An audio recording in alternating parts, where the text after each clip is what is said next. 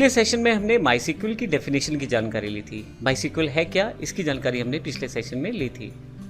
इस सेशन में हम एक रियल लाइफ सिनेरियो देखने जा रहे हैं कि माईसीक्वल कार्य कैसे करता है और एग्जैक्टली माईसीक्वल का काम क्या रहता है। जैसे कि मैंने पिछले सेशन में आपको बताया कि माईसीक्वल का मुख्य काम डेटा को स्टोर करना है और यह डेटा बैकएंड पे स्टोर किया जाता है। अब एग्जैक्टली बैकएंड और फ्रंट एंड क्या है? फ्रंट एंड, अब एग्जांपल के लिए जैसे मेरे पास एक वेबसाइट ओपन है smartosystems.in, जिसके सामने यूज़र बैठा है, वो असल में उसका फ्रंट एंड है। तो जब आप यहाँ से कोई डेटा फिल करेंगे तो वो डेटा कहीं ना कहीं जाके सबमिट होगा और जहाँ वो सबमिट होगा वो बैक एंड कहलाएगा। तो आइए इस एग्जाम्पल को रियल लाइफ सिनेरियो से जोड़ते हैं। मेरे पास यहाँ एक ऑनलाइन इंक्वायरी के लिए फॉर्म दिया गया है राइट हैंड साइड पे smartosystems.in की वेबसाइट पे।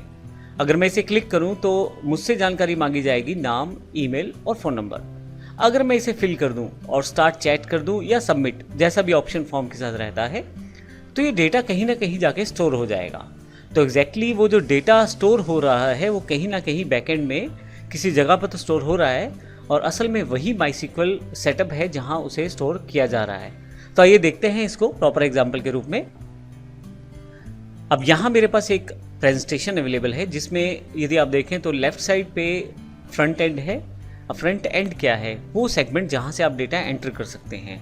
डिपेंड करता है आप सॉफ्टवेयर के सामने हैं या वेबसाइट के सामने है या किसी ऐप के सामने है, लेकिन जहाँ पे आप डेटा सबमिट कर रहे हैं वो असल में आपका फ्रंट एंड है।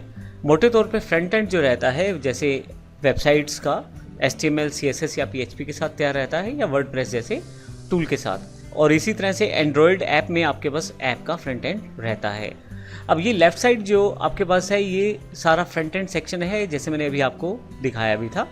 यहाँ पे जो भी डेटा मैं ऑनलाइन फॉर्म में फिल करूँगा वो मेरे पास राइट हैंड साइड दिए गए बैक एंड में स्टोर होगा। अब एग्जैक्टली ये डेटा कैसे स्टोर होगा?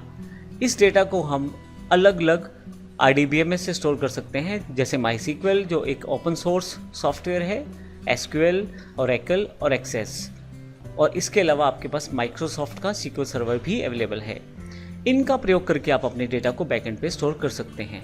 अब इनका प्रयोग आप अपनी डेटा की वॉल्यूम के अनुसार कर सकते हैं। यदि डेटा कम है तो आप एक्सेस का प्रयोग कर सकते हैं, लेकिन जैसे ही डेटा ज़्यादा वॉल्यूम में आता है तो आप माईसीक्वल का प्रयोग कर सकते हैं। इसके अलावा बहुत ज़्यादा बड़ी वॉल्यूम के डेटा के लिए ओरेकल का सॉफ्टवेयर भी यूज़ किया जाता है। अब जब भी हम अपने फ्रंट एंड से कोई डेटा सबमिट करते हैं, वो चाहे किसी फॉर्म के साथ हो, वेबसाइट पर हो, किसी सॉफ्टवेयर में हो या आप किसी ऐप के थ्रू डेटा भर रहे हैं, असल में वो कहीं ना कहीं स्टोर किया जा रहा है और उसको स्टोर करने के लिए बैकएंड में किसी भी RDBMS सॉफ्टवेयर को प्रयोग किया जा सकता है, जैसे हमने यहाँ पे एग्जांपल में बैकएंड में माईसीक्वल दिखाया है। तो इस तरह से आपका जो बिजनेस का डेटा है आपके पास इकट्ठा होता जाता है, जिसका प्रयोग आप अपने बिजनेस की प्रमोशन में या बिजनेस के सेगमेंट में, मैनेजमेंट में कर सकते हैं। तो ये माईसीक्वल का एक रियल लाइफ अप्रोच है जिसमें हम इसका प्रयोग करते हैं, जो एक वेबसाइट के साथ जोड़ के ज़्यादातर प्रयोग किया जाता है। हम देखेंगे अपने सेशंस में आने वाले समय में कि और कौन कौन से यूजेज हैं जो माईसीक्वल में प्रयोग किए जाने वाले हैं। अब यहाँ तक तो हमने बात की है कि माईसीक्वल के एक रियल लाइफ एग्जाम्पल के बारे में। अगले सेशन में हम देखेंगे माईसीक्वल ही क्यों, क्योंकि जैसे मैंने आपको बताया आपके पास MS SQL अर्थात माइक्रोसॉफ्ट SQL सर्वर अवेलेबल है, ओरेकल का सॉफ्टवेयर ओरेकल अवेलेबल है, माइक्रोसॉफ्ट एक्सेस अवेलेबल है। तो हम माईसीक्वल ही क्यों प्रयोग करें, अगले सेशन में इसकी जानकारी लेंगे। धन्यवाद।